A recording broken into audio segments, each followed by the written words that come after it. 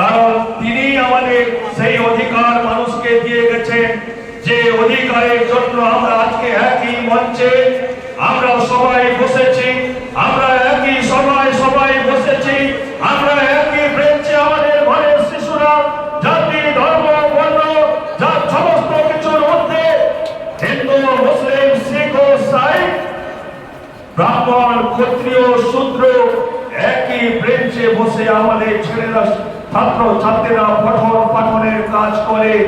সেই doctor B.R.. Ambedkar যে সংবিধান আমাদেরকে দিয়ে গেছেন, যে সংবিধানকে আজকে ভূলুণ্ঠিত করার চেষ্টা করা হচ্ছে, তাকে আমাদের রক্ষা করার লক্ষ্যে আজকে এই সম্মেলন আমাদের কাছে অত্যন্ত গুরুত্বপূর্ণ।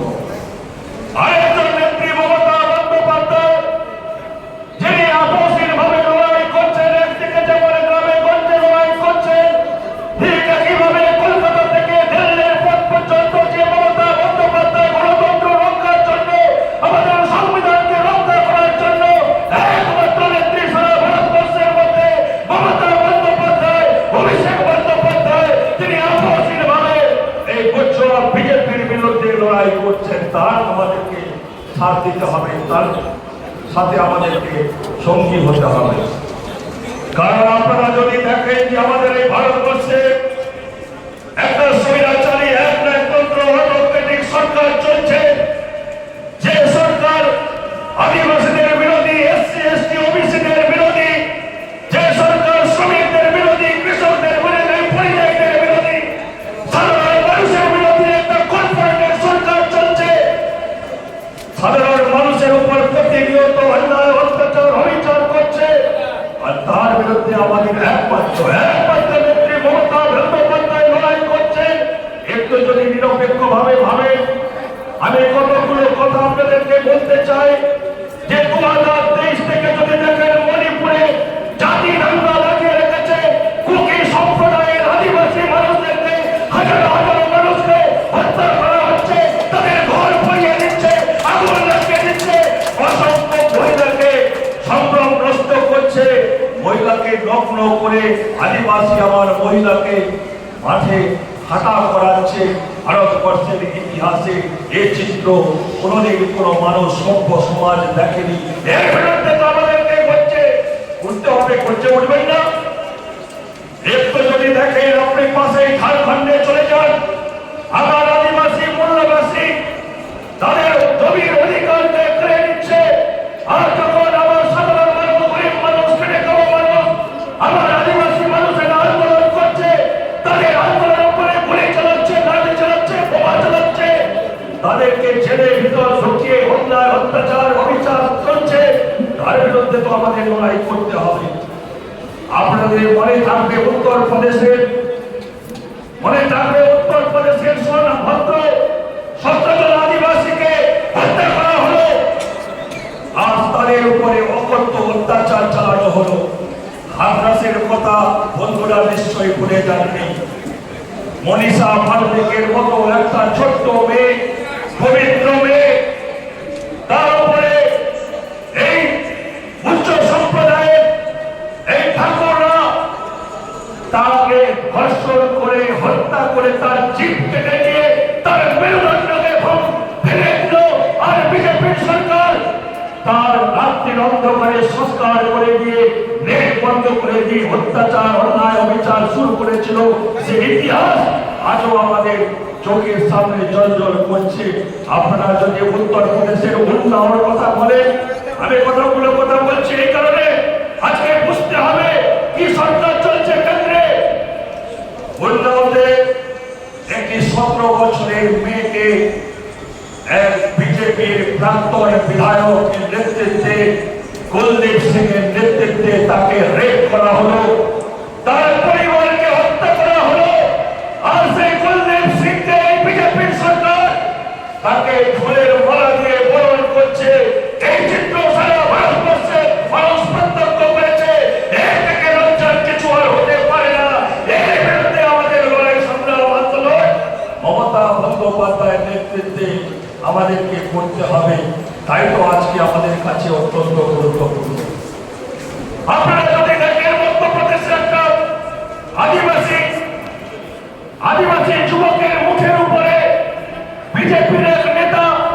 প্রস্তাব করছে, ছবিটা তুলে সোশ্যাল মিডিয়াতে ভাইরাল করছে। আর বিজেপি নির্বিকার আমাদের এই পশ্চিমবঙ্গের চেষ্টা করছিল। এই বিরোধী দলনেতার সাহস হয় কি করে আমার নির্বাহ হাসতা, আমার ঘরের মেয়ে, আমার ঘরের মা, আমার আদিবাসী সন্তান, আমার এই রাজ্যের মন্ত্রী, তাকে বলছে এই বীরবা হাসতারা আমাদের পায়ের নিচে থাকে, তাই এই শুভেন্দু অধিকারীর বিরুদ্ধে গর্জে উঠবেন না, তাকে আমাদের উপযুক্ত জবাব দিতে হবে। কারণ আমরা যদি দেখি ভারতবর্ষে এসসি, এসটি এবং ওবিসি মিলিয়ে আমরা 68%, অর্থাৎ আমাদের দেশ কোন পথে পরিচালিত হবে, রাষ্ট্র কোন পথে পরিচালিত হবে, সেটা নির্ধারণ আমরাই করতে পারবো। আর সেই অধিকার আমাদের সংবিধান দিয়েছে। মমতা বন্দ্যোপাধ্যায় লড়াই করছে। আজকে আমাদের এখানে যারা এসেছে অনেকে পঞ্চায়েতের ব্যবস্থার সাথে পদাধিকারী আছেন, কেউ প্রধান আছেন, কেউ উপপ্রধান আছেন, কেউ সভাপতি আছেন, কেউ সভাধিপতি আছেন, কেউ বিধায়ক আছেন, কেউ এমপি আছেন, কেউ আমাদের শিক্ষক আছেন, কর্মচারী আছেন। এই অধিকার আমাদেরকে ডক্টর বি.আর. আম্বেদকর দিয়েছেন। আর একে ধ্বংস করার একটা চেষ্টা হচ্ছে বিদেশি পটুয়াদের কাছে সাথে নিয়ে।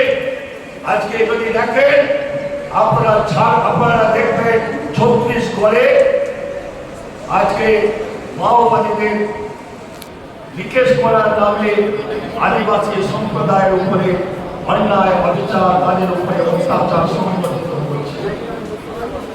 তাই আমরা বলি যে আজকে সময় এসেছে বোঝার, এই বিজেপি সরকারকে ভারতবর্ষ থেকে এদেরকে সরিয়ে দিতে হবে। আর আপনারা জানেন যে মমতা বন্দ্যোপাধ্যায় তো একমাত্র নেত্রী।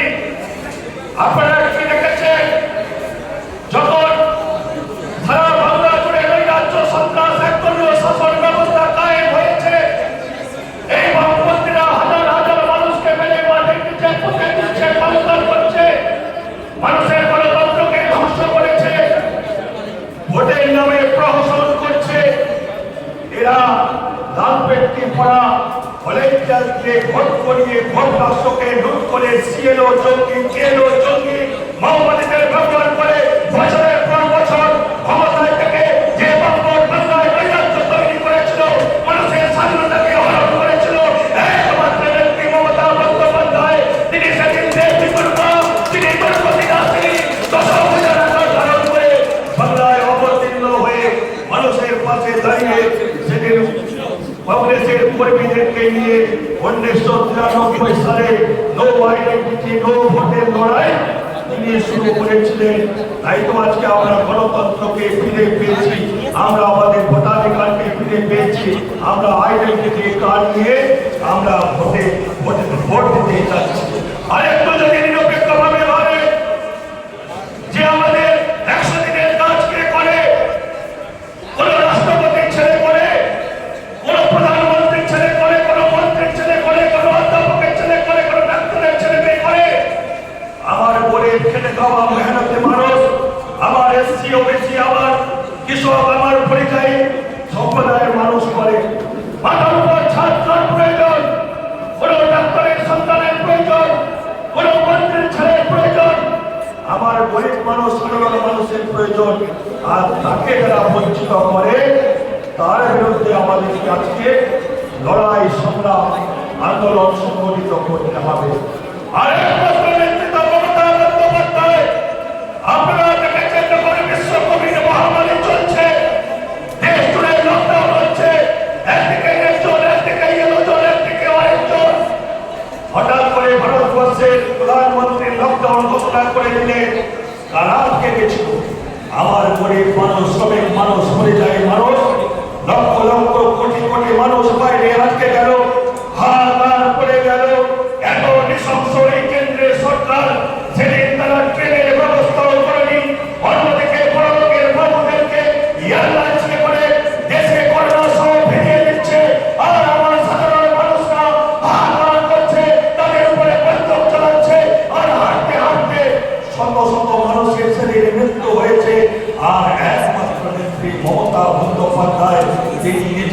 জীবনের তোয়াক্কা না করে চীনের প্রাচীনের মতো দাঁড়িয়ে মানুষের পাশে দাঁড়িয়ে মানুষকে পরিষেবা দিচ্ছে। যখন হাহাকার চলছে সেদিন সকলের ঘরে অন্ন, সকলের ঘরে খাদ্য আর অ্যাকাউন্টের মাধ্যমে নগদ টাকা ঢুকিয়ে মমতা বন্দ্যোপাধ্যায় গরিব মানুষ, সাধারণ মানুষ, খেটে খাওয়া মানুষ, পরিযায়ী মানুষকে সেদিন রক্ষা করেছিলেন। অন্যদিকে আপনারা দেখেছেন উপকূলবর্তী এলাকা দিয়ে 4টি সুপার সাইক্লোন চলে গেছে। একদিকে আমফান, একদিকে বুলবুল, একদিকে ঝড়, একদিকে ফণী। যখন আমাদের জনজীবনকে খণ্ড খণ্ড করছে তখন তাকে দেখতে পেয়েছেন? কোন বিজেপিকে দেখতে পেয়েছেন? কোন সিপিএমকে দেখতে পেয়েছেন? একমাত্র নেত্রী আমাদের মমতা বন্দ্যোপাধ্যায় এবং আমাদের তৃণমূল কংগ্রেসের কর্মীরা মাঠে ময়দানে নেমে মানুষের পাশে দাঁড়িয়ে অতন্ত্র প্রহরীর মতো দাঁড়িয়ে থেকে পরিষেবা দিয়েছিল। তার নাম তৃণমূল কংগ্রেস, মমতা বন্দ্যোপাধ্যায়।